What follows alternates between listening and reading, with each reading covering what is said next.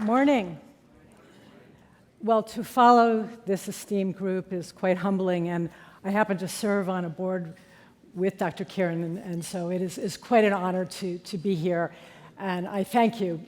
I want to follow on something Dr. Glimcher talked about last night, which is the third leg of the stool, science, innovation, development. I'm going to talk about science, innovation, and care. The problem is that acronym says SICK. And so that's not the acronym we're going to use, but I want to talk very specifically about three parts of my life that interfaced with Dana-Farber and how through all of that, the compassionate care, the personalized care, the ability for each of us as patients or colleagues to feel as special as the genomic profile is to each of us. So that's my focus today, and I want to thank all of you because Dana-Farber saved my life. And it saved my life medically, it saved my life scientifically, but it saved my soul. And I'm going to talk about some specifics over the course of my 16-year relationship with the Institute.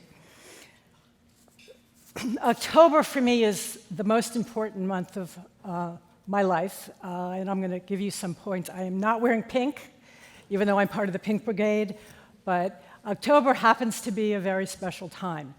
I had the opportunity in 2000 to join a biotech company, and I will make the distinction between biotechnology and, with all due respect, big pharma. And in biotechnology, the spirit of innovation and care and possibility and risk-taking is phenomenal. And I had the opportunity initially to start with a company no longer here, it's been acquired, but called Millennium. And in that particular opportunity, I started in human resources, but ultimately started and had the privilege to build the patient advocacy and engagement. And in that, the opportunity to work with, the myeloma group, and the incredible work that was being done in myeloma. Now, I didn't even know what myeloma meant. Everyone thought it was melanoma. What is it? It's not something 16, 20 years ago anybody knew. And the opportunity to work with Dr. Anderson and Dr. Richardson from a patient point of view to actually watch a treatment that had had no options for 30 years, 28 years, come to light to be part of seeing these clinical trials, work with these patients, and have their lives changed professionally was life-changing. And from that moment on, I said, yeah, Dana-Farber's not your average place. This is quite remarkable. When they talked with the patients, they were people. They were not 003 numbers. They were not subjects. They were people. And that was my first experience. I joined Millennium in October of 2000. Okay, that was a factoid. And this October thing keeps going back and forth. The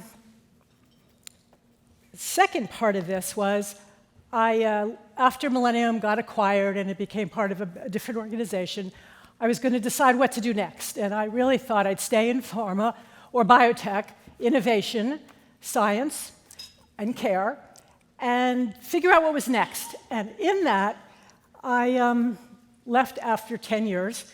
A big decision, leave a job with no job. But I really felt I needed to do some exploration. One of the things I was able to find time to do is get a mammogram. And so lesson, do not let your job stand in the way of your healthcare. Anyone here do that? Well, 2 weeks after I left the company, so now I was on Cobra, and my full-time job was going to be job searching, I went into my second relationship with Dana-Farber. And I was diagnosed with triple-negative breast cancer. Many of you know that is the rarest form. It's not the way you want to be special. Many of you know that that's the fastest to reoccur in the first 5 years. So my full-time job, to look for a job, to figure out how I would be giving back, became saving my life. And in that, I had the privilege of having an incredible dynamic team of professionals who literally helped me save my life. And I was diagnosed, started chemotherapy in October, had biweekly chemotherapy for 5 months, then had radiation every day for 7 weeks. So my relationship with Dana-Farber was very regular. I also had 2 one-week stints at Brigham and Women because my body just wasn't able to sustain this incredible treatment. And so when you go to someone's house for dinner, they make up the dining room, the kids behave, and you say, oh, this is a really great place to be. If you go Tuesday morning, it's dirty, the dishes aren't done, the kids are screaming. So you get a sense, if you go back to Dana-Farber over and over again, what's really going on. And so for most of a year, I was there or at Brigham all the time. In that context, I want to share a couple of experiences.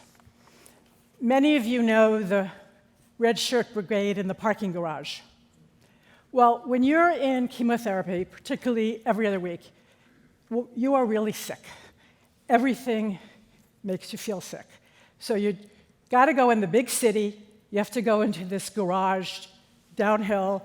The aromas are overwhelming. You're late. You left 2 hours early. You're still late. And you're trying to get to this fun experience called chemotherapy. You drive in, or in my case, I often could not drive, so I had someone drive in for me. And the guys in the red shirts come out. Now, these parking guys, and I say guys, I think it literally is, but these parkers, anyone here want their job? Do you know how amazing they are? They remember you. They understand why you're there. They care about you. They help you. And all of a sudden, everything that you feel about Dana-Farber, which for me is everywhere you go, you feel care. So the care of you just driving into the parking garage starts the experience. And I know they've gotten a lot of accolades, but they deserve all of them. I mean, to be quite frank, some of the parking people at the posh hotels don't act that way. So I think that's a standard that we really want to observe. Another experience when we're talking about feeling special, feeling like you care, in addition to the incredible science and medicine that's offered.